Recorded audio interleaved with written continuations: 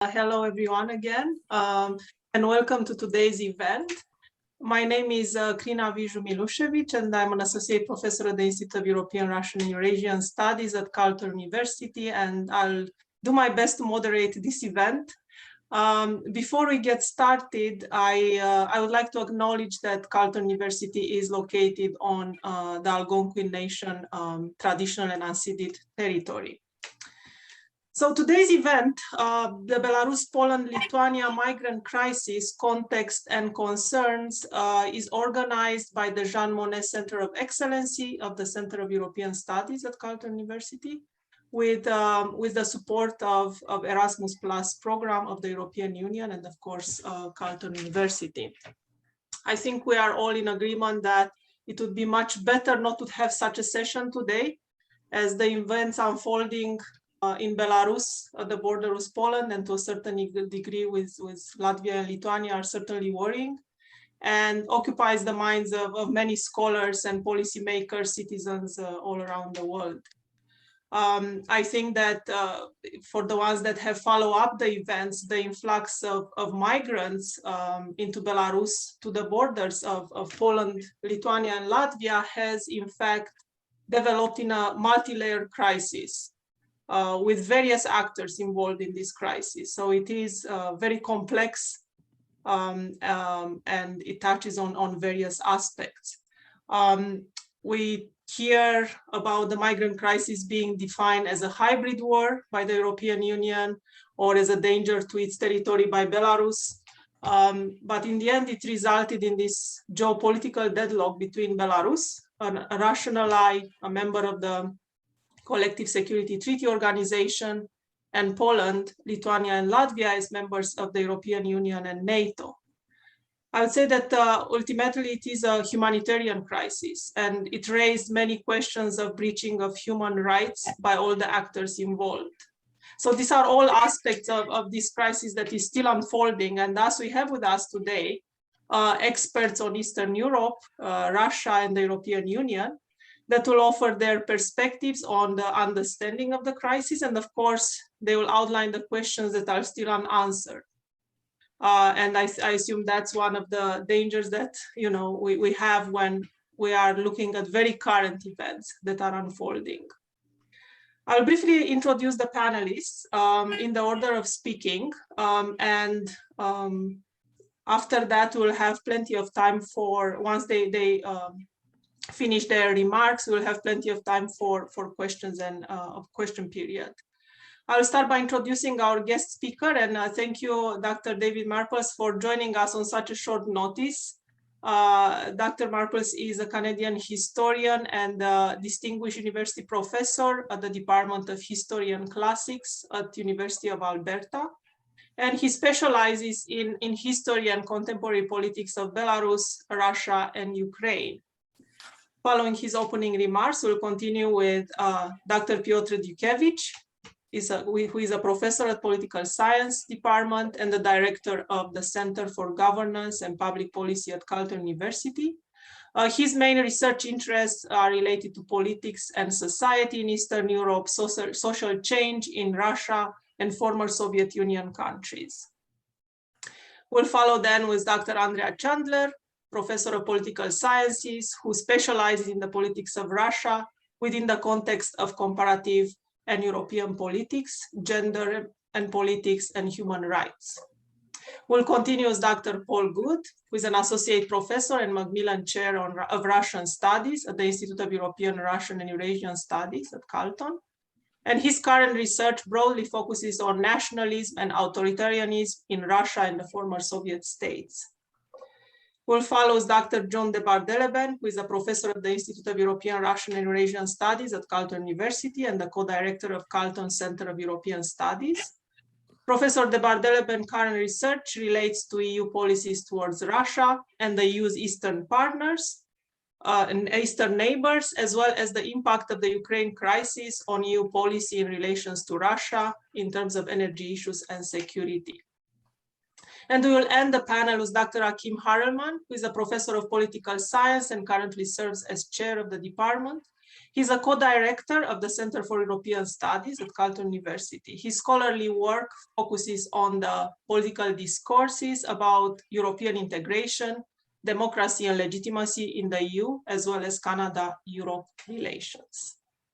Having said that, I will not take much of your time, so we can get started with our guest speaker, Dr. David Marples. Yeah, thank you very much. I'm glad to be once again associated with Carleton University. Joan and I go back a long way. And I'd like to focus mainly on Belarus today. I think the other areas will be covered in more detail by the other speakers.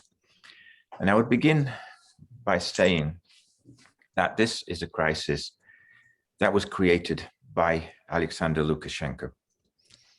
And the goal of the crisis seems to me to be to force European Union countries in particular to reduce or end sanctions on the one hand, sanctions against Belarus, but also to communicate directly with Lukashenko as the de facto leader of the state. That is, I don't think there's any humanitarian motive to the crisis as it's been created by the regime in Minsk. For one thing, Belarus put ads on social media to attract the attention of migrants in areas where they might be expected to leave the country if they had a chance. Places like Iraq, Sudan, Syria, and especially the Kurdish population, which is bordered on several countries. And although Iraq has now ended flights directly to Minsk, there is still a route through Istanbul, either through Turkish Airlines or through Belavia. It takes about 3 hours, costs about, on average, about 600 Canadian dollars. But the migrants themselves are paying much more than that. I mean, there are obviously migrant smugglers who carry out large-scale operations in different parts of the world. I read just now before the conference started about several migrants drowning in the English Channel coming over towards Dover. But it also happens all over the world. And many of them have gone into debt. They paid for visas, for the transport and for the flight. And once on the plane, they're essentially in the hands of the Belarusian regime. Security Council, the KGB, and the others who've retained control of Belarus since the presidential elections of August 2020. These visas that they get are very short. They're usually for 7 to 10 days, after which they have to leave the country by going over the border into the EU, or at least they're taken to the border. Belarusian troops often provide the transport to the border from the city of Minsk. Sometimes they provide wire cutters, sometimes they provide even weapons. They don't provide food. They often push the migrants to the fence so that they're very much caught in a no man's land in the middle, particularly here between Belarus and Poland, but the other states that border on Belarus are also affected as well, that is Lithuania and Latvia. This crisis, I think, should be seen in perspective. It's the latest move by the regime to force a response from the European Union. There's been a lot of speculation about whether this is done in collusion with Russia. All I can say to that is perhaps, but not every move taken by the regime in power in Minsk is with consultation beforehand. Russia generally supports the actions of Belarus publicly, but that is not unequivocal support. Lukashenko himself is not very popular in Belarus. I'm not saying that there are necessarily any reliable polls taken by now, but I've done a kind of survey of all the polls that I could find. That includes the Chatham House polls, the German polls, and some others, all of which concur that the popularity of Lukashenko is somewhere between 20 and a maximum of 30%. And what is perhaps more important than that is that the negative attitude toward Lukashenko is much higher, around 50, 60%. There are obviously some 20% left who are somewhere in the middle. And yet he's led by, he has a small coterie led by the Cabinet and Security Council. Most people are members of both. And this crisis follows earlier events, such as the hijacking of the Ryanair flight from Athens to Vilnius last May, in order to arrest Roman Pratasevich, one of the founders of the Nectar Telegram channel, based on a farcical premise that there was a bomb threat to the plane from Hamas. And the actual telegram from Hamas was so ridiculous that it was spread around social media. We've also seen alleged attempts to assassinate Lukashenko, followed by arrests, the mass arrests of over 820 political prisoners, censorship and shutdown of media, including even neutral outlets like Tut.by and Belapan, the use of torture, loss of jobs as threats, home entry by the KGB, etc.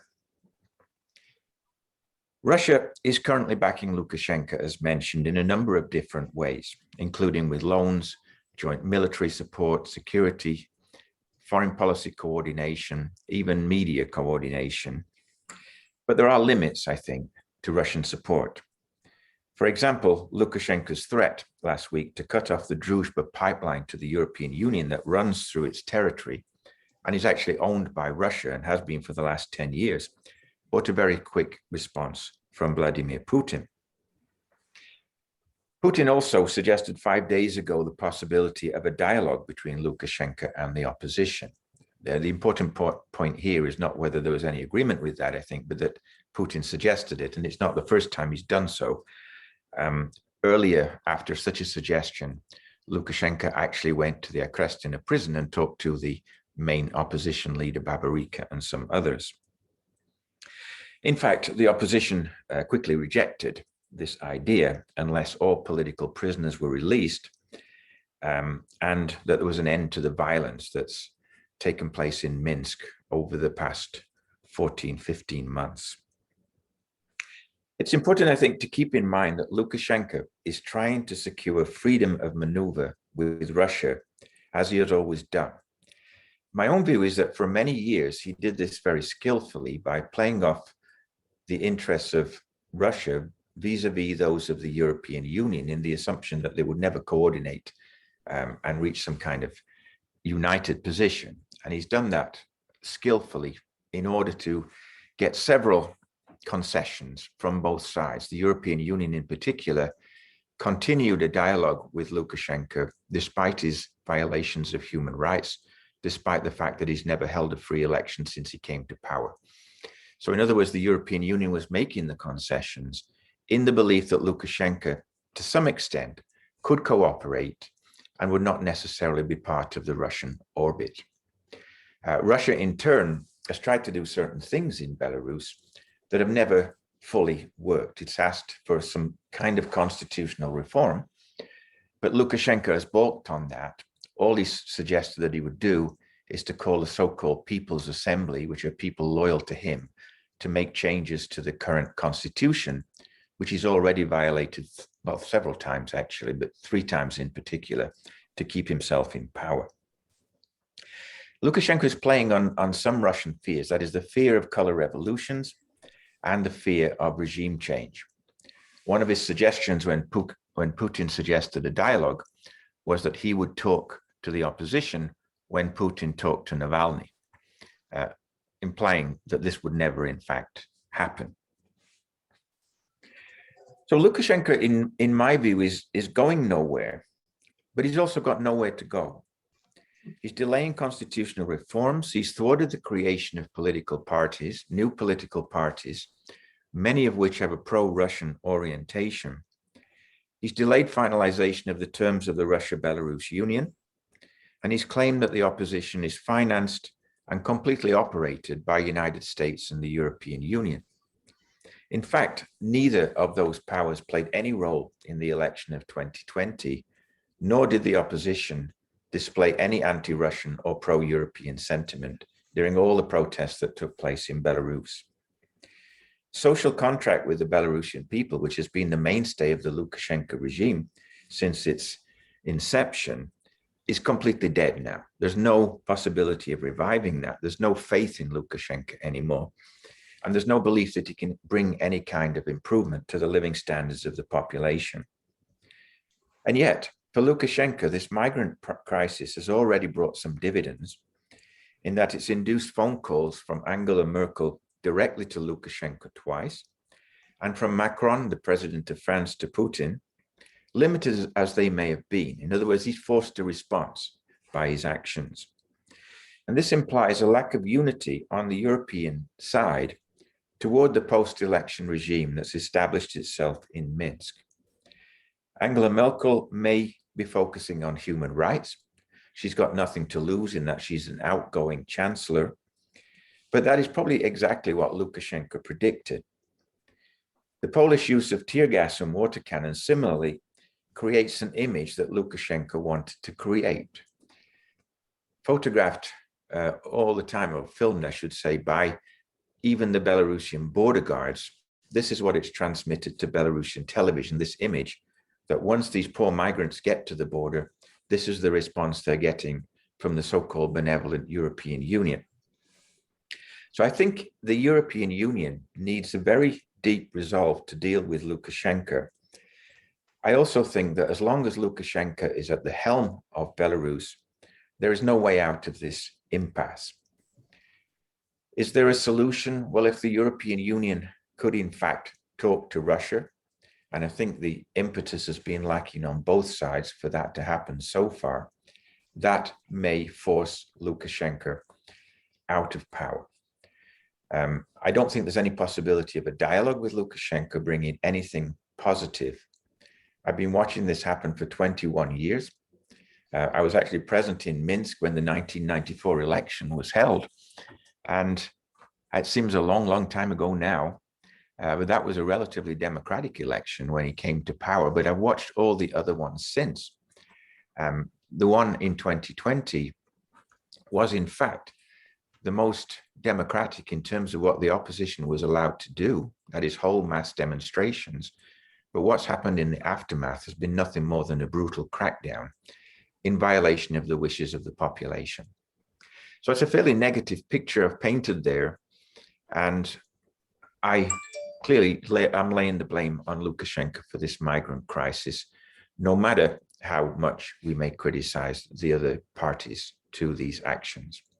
So thank you. I'll stop there. I think I've done about close to 15 minutes. Thank you so much. So I'll move on to Professor Dutkiewicz. Thank you, Krina. Until yesterday, I was able to watch this crisis from Poland when I spent last several months. And my first point is that I realize after watching these events from different perspectives in the media, in TV, but also in the press. My first point is that I realize how important is the control of the narrative. Because I was watching for separate narratives, and I was for a moment was feeling like I'm living in the four-dimensional reality. One narrative was the Polish government narrative, the Polish opposition narrative, then Lukashenko narrative, the Belarusian official narrative, and the Russian narrative. And they are very much different. In a few minutes, I will tell you what does it mean to live in the four-dimensional reality. First is the Polish government narrative, which is we are suffering to defend Europe. This is kind of the messianic 19th century feeling that the Poles are suffering for the good of Europe. That is aggression, obviously controlled by Lukashenko, but inspired by Putin, and those hordes of migrants are coming to destroy the country and destroy Europe. Yesterday, the judge of the Constitutional Court in Poland, Madame Krystyna Pawłowicz, was publicly saying that those migrants are coming to rape your wives and cut your throat and burn your churches. And she signed this message, Allahu Akbar. That's tells you a lot about the level of discourse in the official government message. Also, it was about the pointing to the lack of solidarity from European Union. Poland is alone, fighting with those waves of migrants, and we cannot count too much on the European Union. As Poland, the government was trying to show that the reliable force is not European Union, but NATO. And on the other hand, we have a Polish opposition narrative, which simply says, well, this is a humanitarian crisis. And this humanitarian crisis should be solved at any cost, in connection with European Union. But at the same time, the opposition narrative was also pointing that the Polish border should be secure and safe. Means that there's no free passage to Europe via Poland.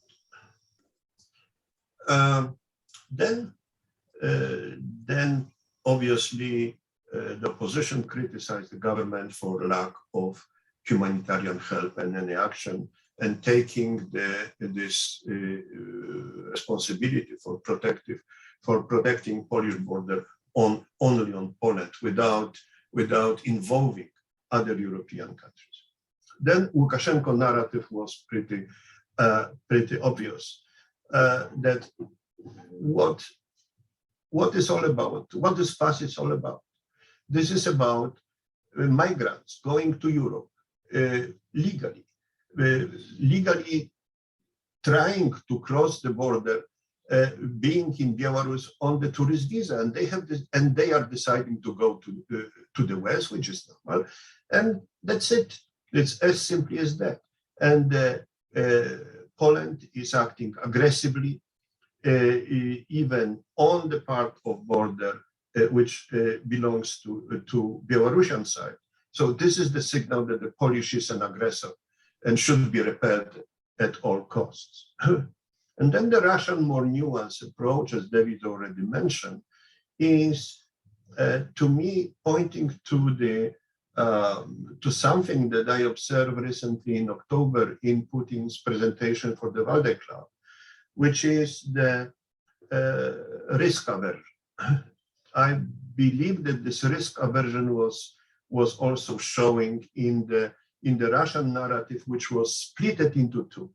The Russian TV1 narrative about how aggressively Poland acts and how non-humanitarian approach it shows. But on the other hand, official approach or official reaction was very much muted by saying that, well, it's the West who generate this wave of migrants by invasion of Iraq, Libya, Syria, and so on. And this is the simple consequence, natural, simple consequence of the Western action. But at the same time, it was the message from the Kremlin was, Lukashenko, stop this at a certain point, please don't cross the line, because you are doing, you are overkilling this. You already achieved what you wanted, and now is the time to stop. So this is the Kremlin reaction. Again, the Channel 1 reaction, particularly in the presentation of Mr. Kiselov, was very simple. These migrants are legally trying to cross the border, and they are in Belarus to enjoy, to have some fun. And he went so far as saying that the migrants are coming to taste the famous Belarusian vodka, which is Zubrovka, probably missing the point that most of the migrants were Muslims. But this narratives or control over this narrative shows you how important and how powerful is the control of the messages you are sending. Thank you. Thank you so much, Piotr. We'll move along with Professor Andrea Chandler. Good afternoon. My first book that was published in 1998 was on the Soviet border control system, and it was based on my PhD dissertation. In that project, I was interested in why the Soviet border control system became so extreme and the historical and institutional factors behind the intense control of movement of people, goods, and ideas across the border. So when I first started reading about this particular crisis last summer, my first thought was about the legacy of the Soviet border control system and how it might influence the situation. Alexander Lukashenko's biography on his webpage reveals two very important facts about this self-proclaimed president of Belarus. It says he performed his compulsory military service in the border troops in the mid-1970s on the Belarus border with Poland near Brest, i.e. in one of the positions near the center of the current crisis. He was said to be a political instructor, meaning the job would be to maintain the ideological vigilance of the border troops who were often conscripts. Although at that time, Poland was a friendly allied country to the Soviet Union, I would assume that one of the key tasks of a political commissar would be to ensure that Soviet border troops were not exposed to cultural influences from the somewhat more open climate of Poland, which only a few years later would see the rise of the Solidarity trade union movement. And a primary task of the border troops, who were under the control of the KGB, by the way, was to prevent Soviet citizens from leaving the country. The mindset at that time was to consider those people to be traitors, anti-Soviet nationalists, or capitalist dupes. Lukashenko's website also informs us that he served in the armed forces as a political officer between 1980 and 1982. During that time, martial law was declared in Poland and the Soviet Union had just invaded Afghanistan. My point is that the very us and them rhetoric that Lukashenko uses to describe the border situation in Poland, with Poland, is familiar from Soviet times. The Soviet frame of mind is to see the border zone as a restricted area where those who have entered the restricted area are treated with suspicion and are subject to the virtually absolute power of the border control staff. The Soviet Union's border zones were very wide with multiple layers.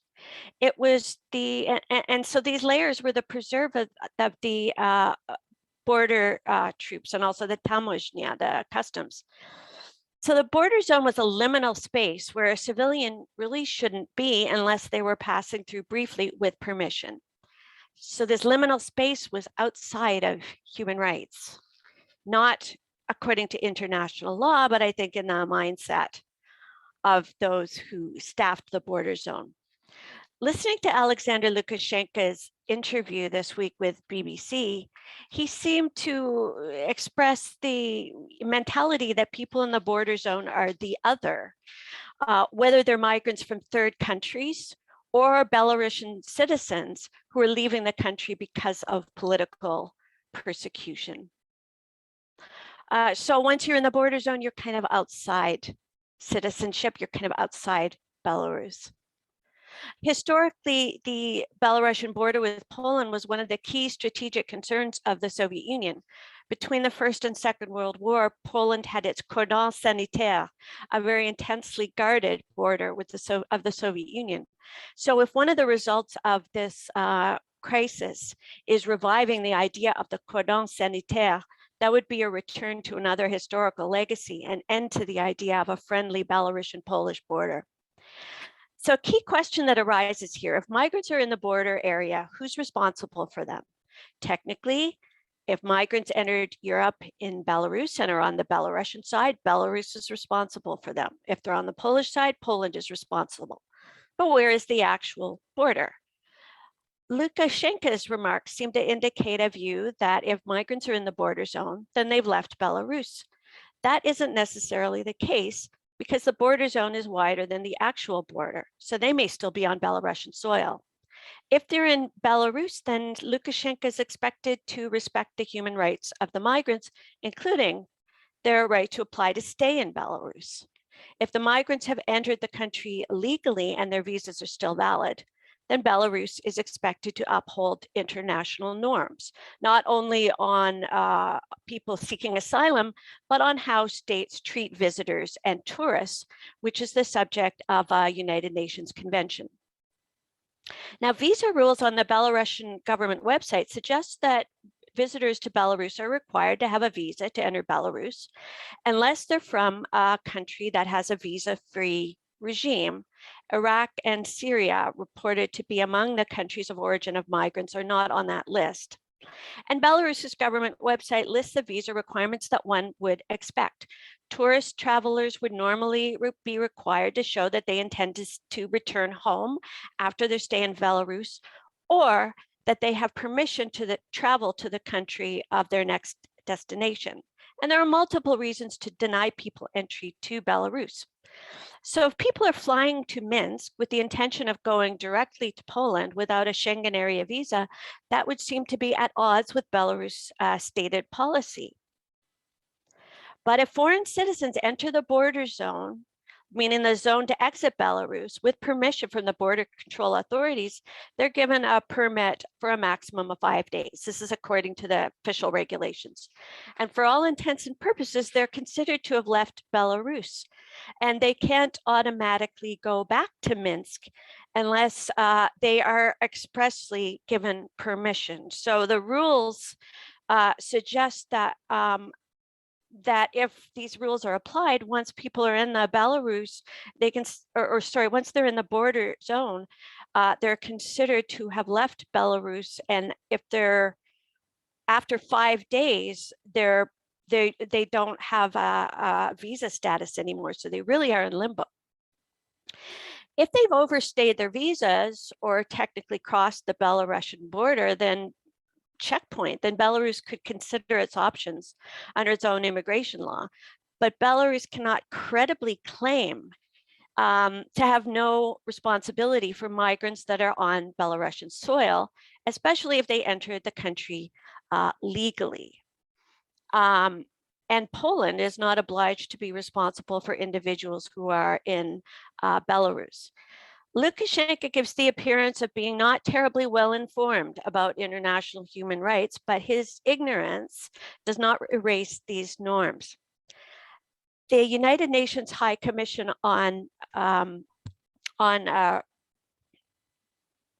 refugees has called on Poland and Belarus to accept applications for asylum by the migrants who have the right to apply for asylum if they fear political persecution at home. And the international body expressed concern about the Belarusian side and the Polish side about the alleged instances of pushing migrants back from one side to the border to the other. That's not really supposed to be happening. I think that if I was Alexander Lukashenko, and it's awfully hard to get inside his head, but if I was him, I think I'd be concerned right now about the Belarusian border troops and whether they will start questioning what they're doing. Their job is to be gatekeepers, not to resolve social problems or extend humanitarian aid. How are those border troops to understand that the same people who are congregating at the border were probably let in by their colleagues, border officials at the Minsk airport? Authoritarian regimes rely on the cohesion of their armed forces and police. My final point is that it's been reported in the last couple of weeks that there have been acts of alleged vandalism or even violence occurring at the border. And if so, that would be a very dangerous situation that risks escalation between Poland and Belarus.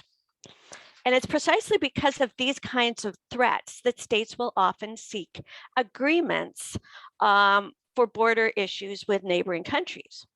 Belarus signed 2 agreements with the European Union in 2020 on visas, border crossing, and return of migrants.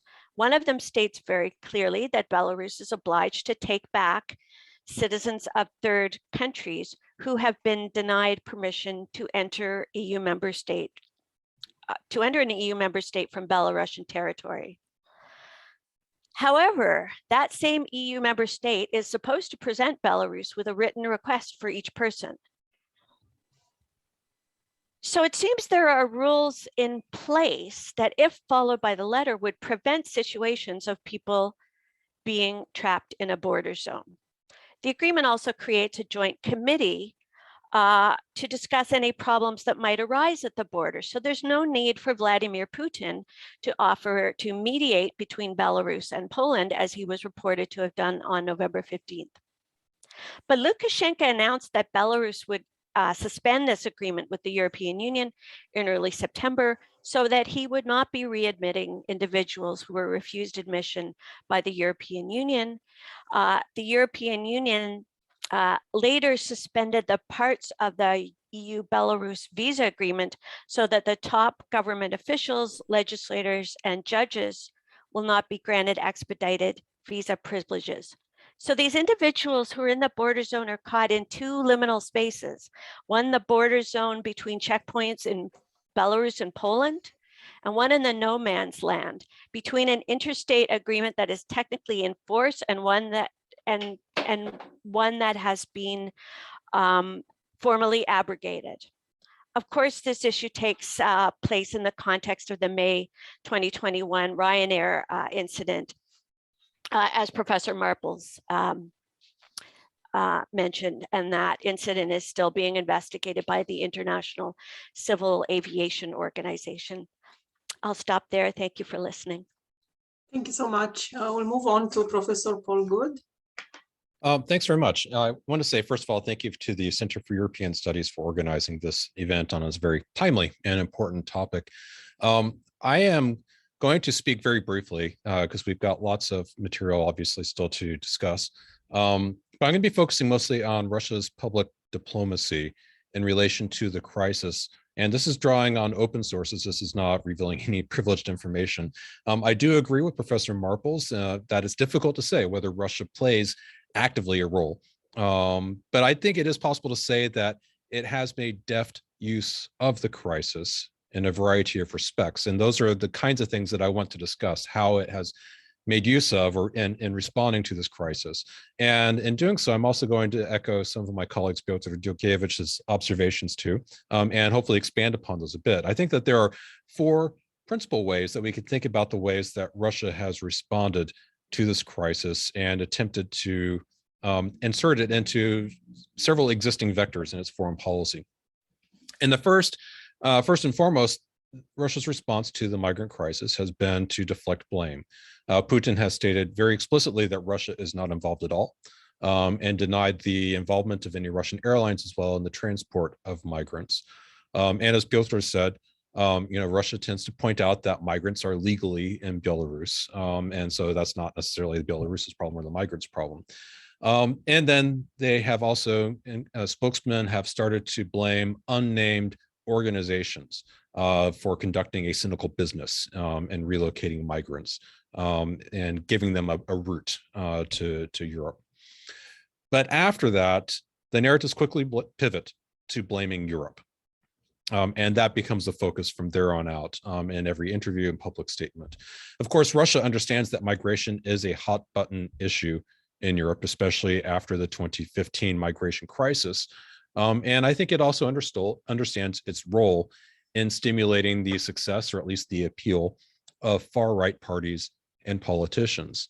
The kinds of narratives that have been floated in interviews tend to amplify these same kinds of populist narratives. So for instance, Nikolai Patrushev, who's the head of Russia's Security Council, said in an interview that came out today that migrants are heading to Germany to take advantage of subsidies because they're 4 to 5 times higher than their salaries in their home countries. In other words, sort of like injecting the migrant crisis into a populist narrative about welfare tourism. It also tends to depict the problem as one of inaction and hypocrisy on the part of Europe. Russia's foreign minister, Sergei Lavrov, has also complained that the European Union is run by an aggressive Russophobic minority that wants to show its strength, using this crisis as a means of doing so by imposing sanctions on Belarus.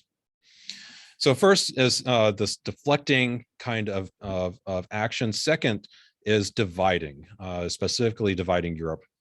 Now, historically, Putin has opportunistically sought to amplify the existing divisions within the Euro-Atlantic Alliance. This goes back to, say, 2003, when Russia made common cause with France and Germany in opposing the US-led invasion of Iraq. In fact, in response to the British statement that Russia bears clear responsibility for the current migrant crisis situation, the Ministry of Foreign Affairs spokesperson, Maria Zakharov, responded that the UK still hasn't answered for the 2003 invasion of Iraq, which she characterized as producing endless streams of refugees. Nord Stream 2, of course, also remains a divisive issue in Europe. And the Kremlin has also sought to reassure Europe that if Belarus makes good on its threat to cut off the flow of gas to Europe, that deliveries will not be reduced once Nord Stream 2 goes into operation. Of course, Putin also said that Lukashenko never floated the idea, never mentioned it to him, and that he considered it not to be a good idea. So again, deflecting, but also seeking to sort of reassure the parts of Europe that would benefit from Nord Stream 2 that they would continue to do so. The third kind of pattern is legitimating Russia's role as a great power, as an intermediary, and then also legitimating Belarus as a sovereign state. Putin has stated that the EU, if it wants a response, it needs to deal directly with Belarus. Now, to place this in context, the EU's ambassador Dirk Schubel said yesterday that Belarus is really, through this crisis, internationalizing its own internal conflict, and that restoring normal relations with Belarus really isn't going to be possible, and he expects this will also be the case for other democracies. That makes Russia a vital intermediary, at the same time that it limits Lukashenko's options. And it ultimately underscores his dependence on Putin in international affairs. There's also, of course, public relations benefits in the ways that Russia has presented their Western response, particularly the incident in which Polish border guards used tear gas and water cannons on migrants was used as a way of promoting Russia's stance on humanitarian issues, in contrast to the West. And of course, in foreign policy, as mentioned before, Russia tends to portray refugees as hostages to a situation created by the West. It depicts the migrant crisis as a kind of just desserts for the West's role in sowing chaos and disorder in the Middle East and North Africa, including its involvement in Libya that led to the death of Gaddafi, and for the 20-year war in Afghanistan, its involvement in Syria. And these are long-standing litanies in Russian foreign policy concerning what it views the West as doing, which is not promoting democracy, but rather promoting uprisings and disorder. Now, finally, the last sort of aspect of Russia's behavior that I think emerges very clearly in its public diplomacy in this crisis is de-escalating. And I think this is the most important one. De-escalating in the sense that it has definitely tried to treat Lukashenko with extreme caution. This is not a new thing. Lukashenko claimed that Russia sent strategic bombers to help monitor the border crisis. Putin later rejected the claim. Belarus's defense minister stated that Minsk is ready to defend its borders together with Russia. Russia's response was non-committal, basically saying it hopes that that never happens.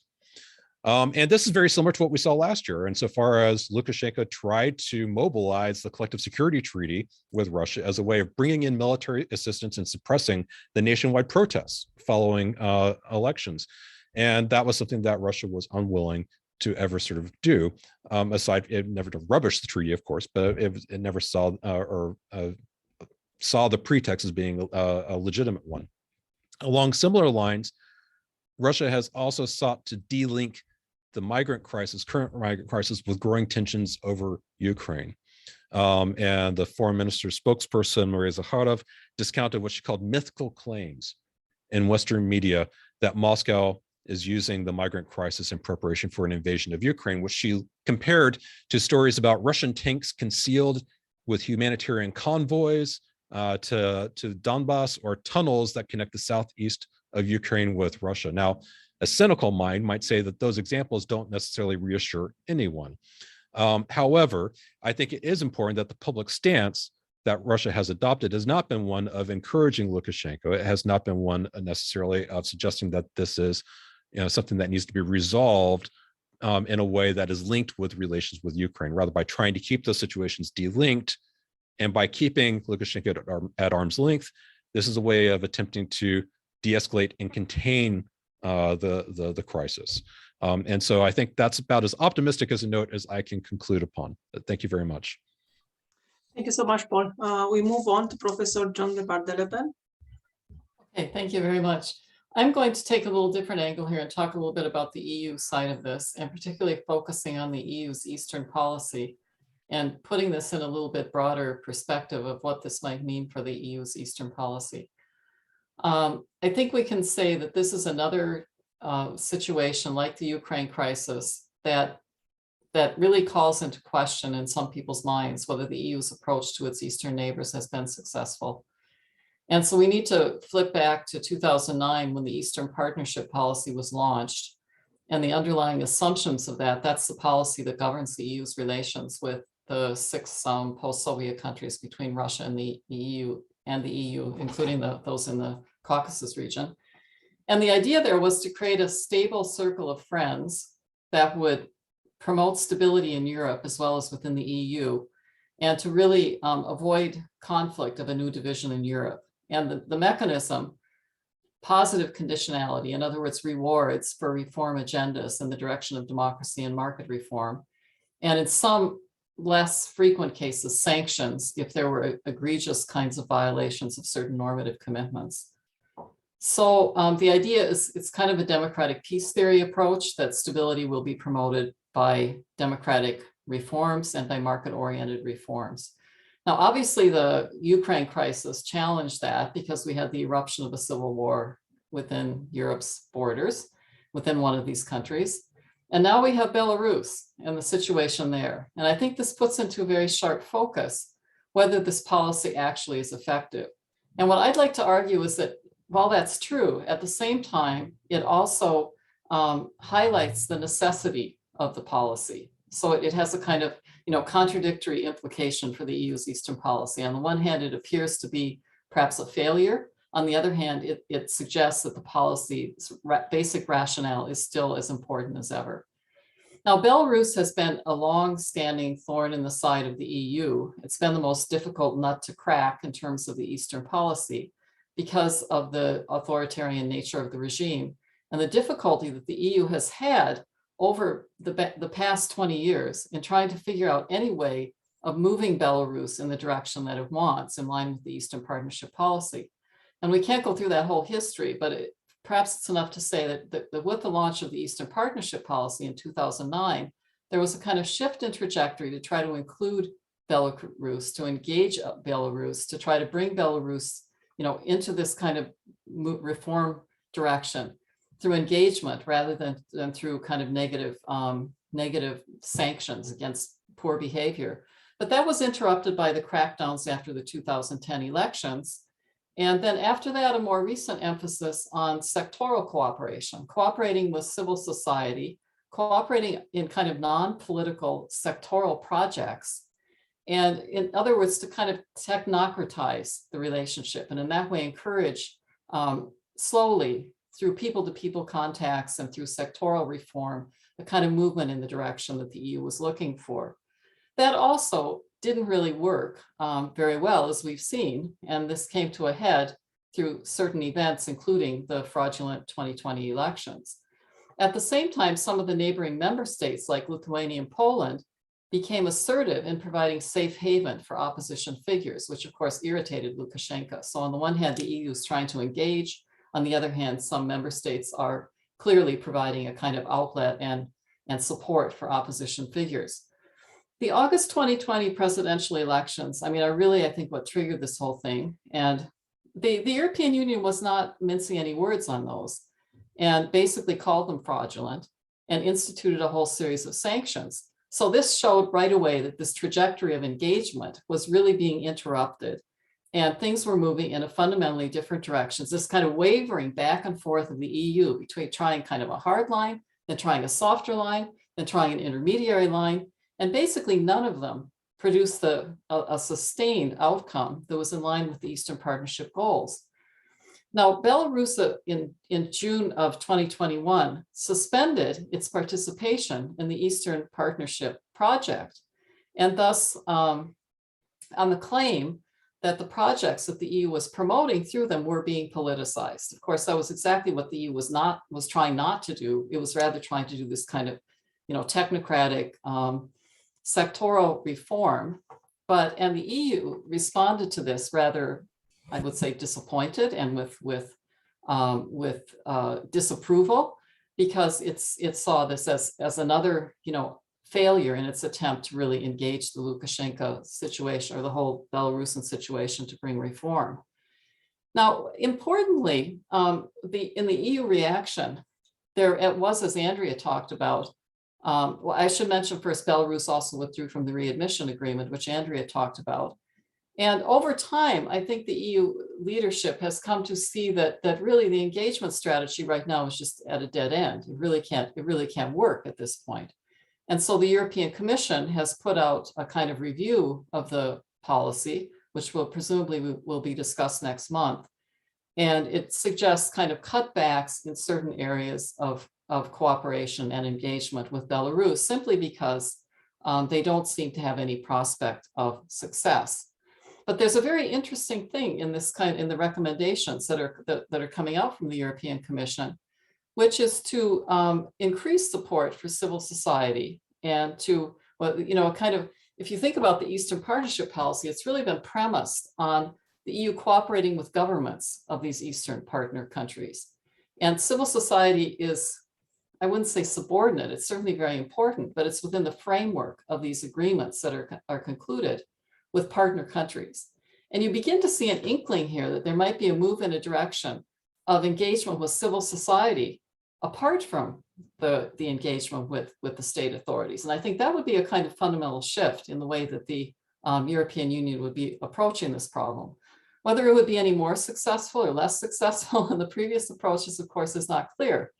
I think what all of this kind of demonstrates is that it's really not possible for the EU to bring change within a government like Belarus, despite there has to be some degree of willingness on the part of state authorities. There is that degree of willingness on the part of most of the state authorities in the other Eastern Partnership countries, particularly in Ukraine, in Georgia, in Moldova, which have signed, these deep and comprehensive trade agreements and association agreements, but even in Armenia, and to a somewhat lesser degree in Azerbaijan. But in the case of Lukashenko, at least currently, which, and the reasons, that he's kind of dug in his heels, I think David has outlined pretty clearly, there doesn't seem to be a readiness to actually engage reform, but merely to utilize that cooperation for kind of practical, pragmatic purposes to achieve certain political ends. So the EU is caught in a very difficult position because on the one hand, it appears that the premise of the Eastern Partnership policy really does not work in the hardest cases, in the most important cases. And it on the other hand, it really suggests that the underlying rationale for the policy is sound, that having authoritarian leaders on the perimeter of the EU is highly problematic. And it's not only problematic in the sense that it might create new divisions and therefore security challenges in the kind of broader sense, but it's problematic for the EU itself because Lukashenko has found a way to actually inject a very divisive issue, which is migration influxes, and to try to highlight the alleged hypocrisy of the EU in dealing with them, although, in making that kind of narrative that we've discussed. And of course, that's the very weakness that the EU's strong normative policy faces. In pushing a strong normative policy with neighbors, it's very easy for charges of hypocrisy to be brought against the EU. And here this has been done, quite skillfully, I think, and probably in ways that appeal to certain parts of the populations of Belarus and possibly of Russia. So the purpose of the Eastern Partnership policy is really highlighted as very necessary when seeing this crisis. And yet the way to actually achieve the implementation of it effectively remains elusive. Now, I don't think one should conclude from that it's a hopeless situation. The EU in most things kind of muddles along and tries various things to deal with very complicated problems. These are intrinsically complicated problems. There's no easy solution. So some of the measures that have been attempted to try to block the flow of the migrants by working with partner state airlines to, prevent this influx from increasing seem to make sense. Taking a hard line on certain things in terms of supporting the resistance to allowing flows of migrants to be imposed on the EU through this kind of policy.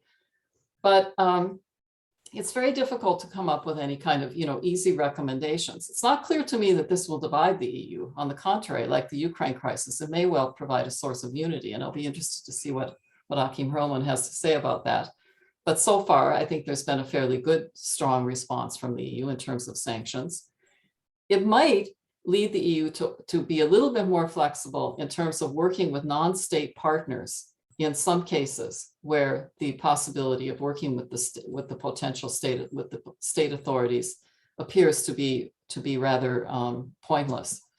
So I think we just have to, I think the overall approach is, however, likely to remain the same on the part of the EU. I don't see this creating any real shift in the Eastern Partnership policy or in the basic premises that underline it, because in a way they've been confirmed, even though the methods to realize them still remain highly difficult to see. So I'll stop there. Thanks. Thank you so much, John. And we'll end the opening remarks with Professor Achim Hurrelmann. Opening remarks is great after we are an hour into the event. So I will try to be very quick and follow up on Joan DeBardeleben's presentation, but also to some extent on Piotr Dutkiewicz's presentation, because what I will present is a fifth narrative, if you will, namely the EU narrative of the crisis. And it was put in a nutshell quite nicely yesterday by Ursula von der Leyen, the president of the European Commission in the European Parliament, who said, this is not a migration crisis. This is the attempt of an authoritarian regime to try to destabilize its democratic neighbors, which is, of course, for political scientists or communication scholar, a wonderful attempt at what we call framing, trying to set up a perspective for how a politician wants a problem to be perceived. So why does the EU not want to see this as a migration crisis when it's quite clear that this is, to a very large extent, about migrants at the borders? Obviously, and this has been mentioned before in this panel, the 2015 migration crisis was really traumatic for the European Union, because in contrast to all of the other crises that the EU experienced in the 2010 to 2020 decade, such as the Eurozone crisis, the Ukraine crisis, even Brexit. In contrast to all of these other crises, the refugee crisis was the only one where no real common position of the member states could be found, in part because countries in Central and Eastern Europe, including Poland, blocked any attempt to share responsibility for asylum seekers, to redistribute them to some extent, which left countries of first entry, especially Italy and Greece, exposed, and which, of course, is one of the major reasons why we have seen a very concerning rise in Euroscepticism, including, for instance, in Italy, which used to be a very pro-European integration country. The only thing that the member states could agree on in that crisis in 2015-16 was to try to fortify the protection of EU borders, including by beefing up Frontex, the EU border agency, and trying to externalize large part of migration control by working with countries of transit or countries of origin. And as has been mentioned, Belarus was part of that under the Eastern Partnership and other agreements. So the EU did collaborate with Belarus on issues of border security, which was then cancelled by Belarus earlier this year. And in my reading, this is exactly why Lukashenko felt he could hurt the EU by withdrawing from the Eastern Partnership and these other agreements and supporting migrants in which way ever to move into the EU territory, because this could have potentially reignited these deep internal divisions in the EU, and as Joan mentioned, exposed the EU and particularly the Polish government as hypocritical for expressing concern about human rights violations in Belarus, but caring little about the human rights of migrants at the border. So, but however, while this strategy might have been successful, I'm no expert on that, in internal communication towards the population in Belarus, or to some extent in Russia, I don't think this strategy has been successful in communicating to the population of the European Union. And why not? I think there's two main factors. The first factor is that the crisis really exploded earlier this month at a very pivotal moment in the relationship between the EU and Poland, where the long-running conflict between the right-wing government in Poland and the EU over the rule of law was really at an impasse. We saw the rulings by the Polish Constitutional Court that EU law does not have supremacy over Polish law. We saw multiple judgments by the Court of Justice of the EU against Poland. And there was really the perception that there's no way forward. In a way, I think the EU has used this migration crisis as a strategy to deliberately shift the channel in negotiations or in the relationship with Poland by finding something else to talk about. And I think that was very clear when Charles Michel, the president of the European Council, visited Poland earlier this month in the context of this crisis, trying to emphasize EU support for the Polish government's position in this context. But this was only possible by framing this crisis not as being about migration, but about a threat from the East. And that's what we see in von der Leyen's comments. Secondly, I think Lukashenko's strategy has not been terribly successful within the EU because defenders of refugee rights in the EU have remained relatively silent. And I think this is because of two reasons. First of all, the Polish authorities have not let them near the border, so it was very difficult really to do anything or to even observe what was going on. But it's also the case that even human rights organizations have no great appetite of being in the same camp as Lukashenko, whose human rights record is, of course, terrible. But again, to keep these humanitarian groups within the EU relatively silent, it was necessary for the EU to frame the crisis as not being about migration in the first instance. And that's what we see in von der Leyen's comments. And this also explains why the EU has not pushed overly hard to involve Frontex, the border security agency. The Polish authorities have resisted that and said, we want to handle this ourselves. And the EU has also silently condoned the use of illegal pushbacks by Polish and to some extent Lithuanian authorities, which is illegal under international law, pushing these refugees or these migrants back into Belarus. But all of this means that the EU's policy in this crisis has deliberately disregarded the situation and the plight of the migrants at the border. And I think it's fair to say that the EU has not shown significantly more interest in the situation of these people than the Belarusian side. Now, I don't want to be misunderstood. First of all, it's of course important to distinguish who triggered the crisis and who responds to it. And secondly, from a Canadian perspective, I also want to emphasize that I think every country in the world or every bloc of countries in the world would feel threatened by a neighbor which deliberately seeks to push irregular migrants into its territory.